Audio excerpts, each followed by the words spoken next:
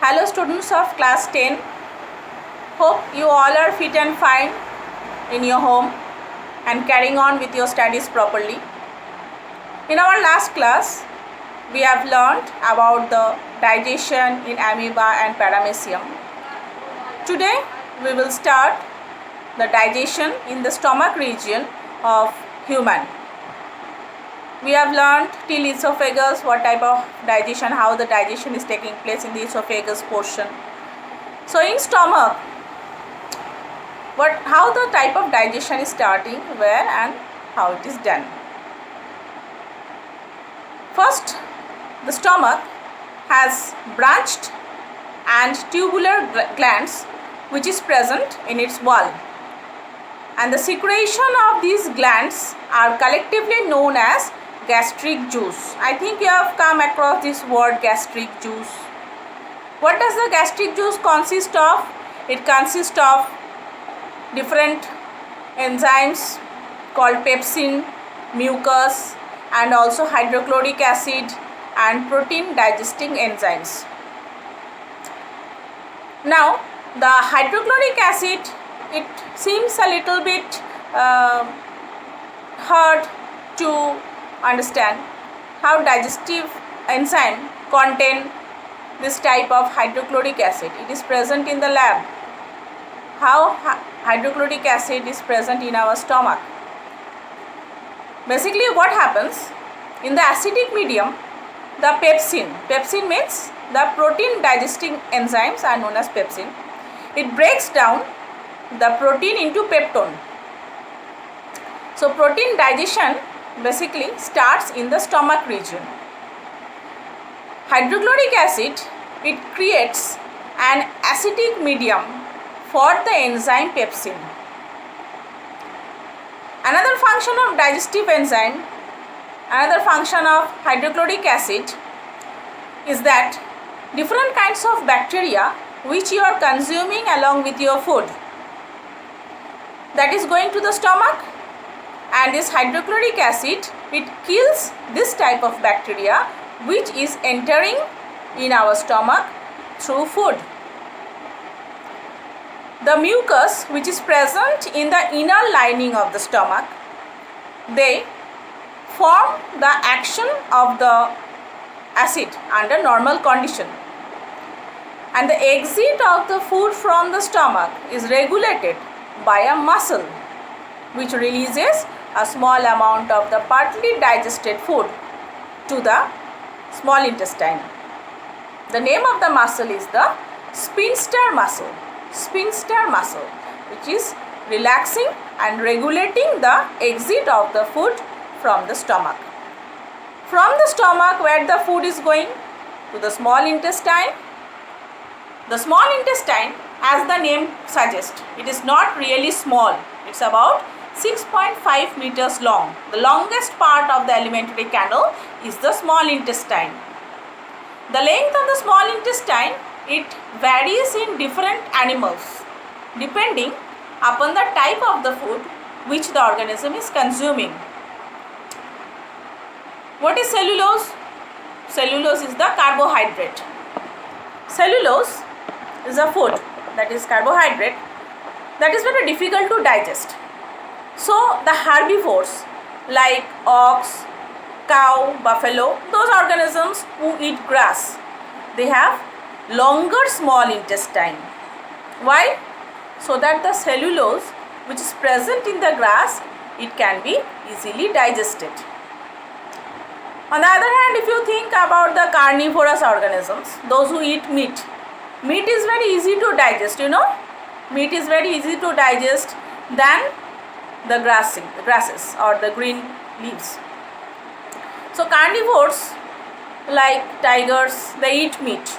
Their small intestine is very short.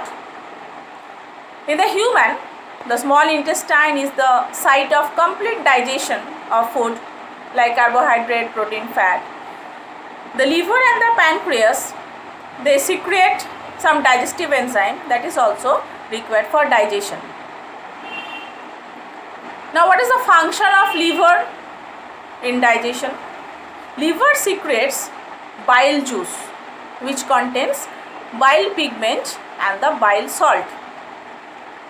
Bile is alkaline and contains salts which help to emulsify or break down the fat which is present in the food. The bile which is secreted by the liver is normally where it is stored. The bile, it is stored basically in the gallbladder. Okay, bile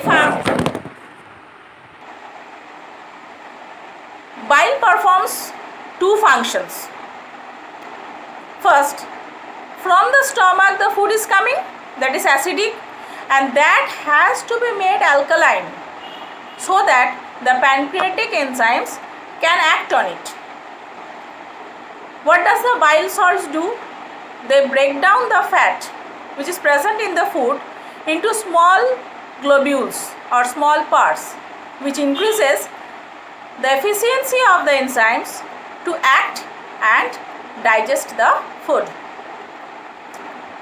This is the role of the liver in digestion. Now, what is the role of the pancreas? Pancreas is the largest gland in our body. Where it is located?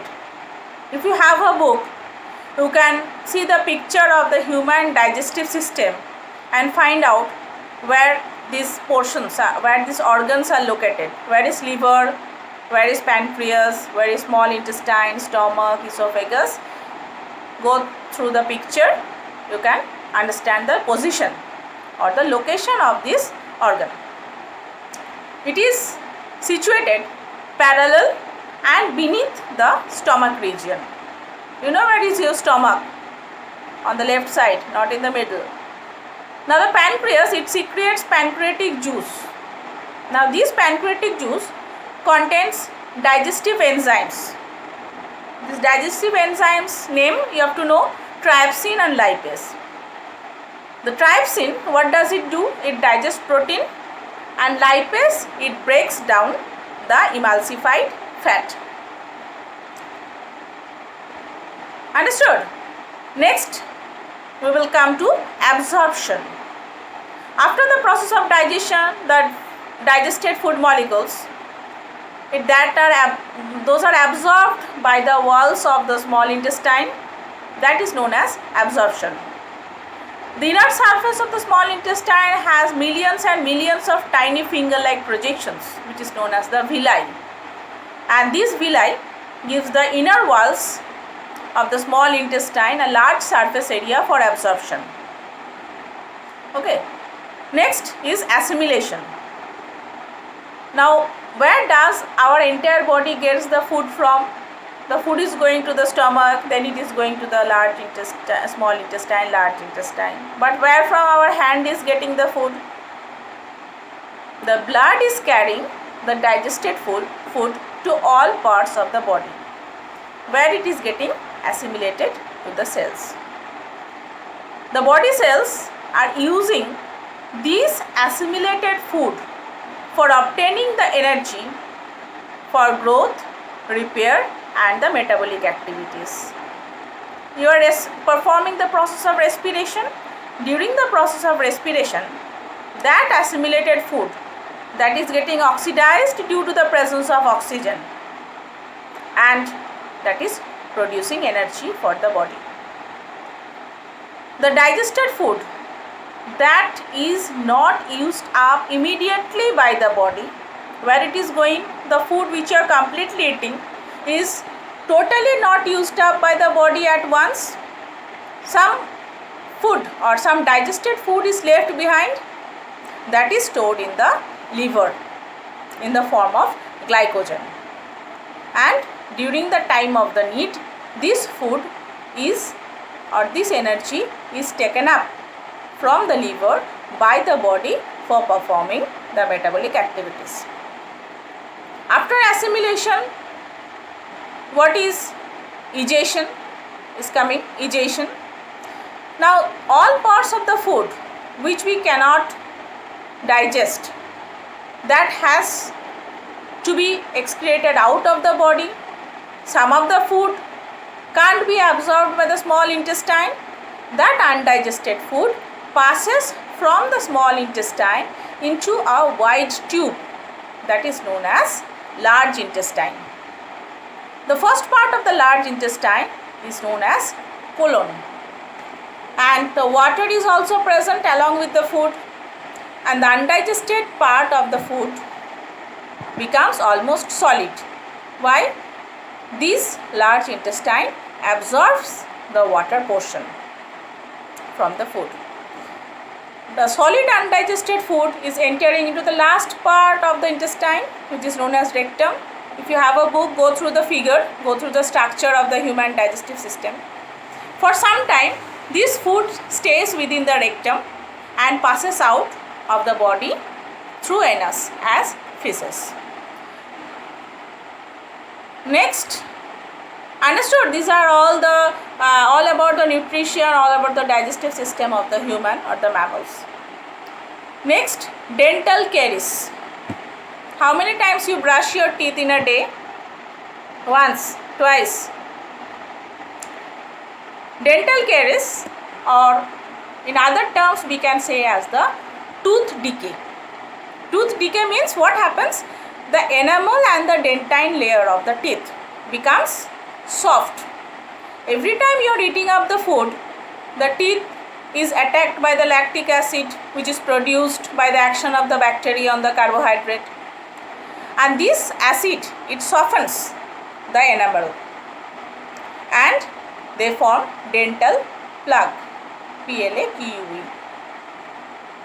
Saliva cannot reach the tooth surface to neutralize the acid. Why? Because plaque portion is covering the teeth. So if every time after eating the teeth is brushed, then the plaque can be removed before the bacteria can produce the acid on the teeth. Otherwise, what will happen? The microorganisms will infect the pulp and they will cause inflammation and infection of the teeth. Twice a day after eating, teeth should be cleaned. From the childhood you have been learning, but I don't know how many of you follow. Some of you come to school without brushing the teeth even. Now at least once a day, tooth should be flossed. Smoking, chewing tobacco should be avoided. Correct mouth guards should be used during playing, during sports, sometimes during some hard balls you are using. So that time you should take care of the teeth so that you don't hurt your teeth. So adults that also need to continue this habit, and when teeth problem arrives, this dentist should be consulted. Understood? So brush your teeth twice a day after your meal, at least twice, to take care of your teeth. I think till this much today. We will continue with the remaining portion in our next class. Stay safe, stay at home. Thank you.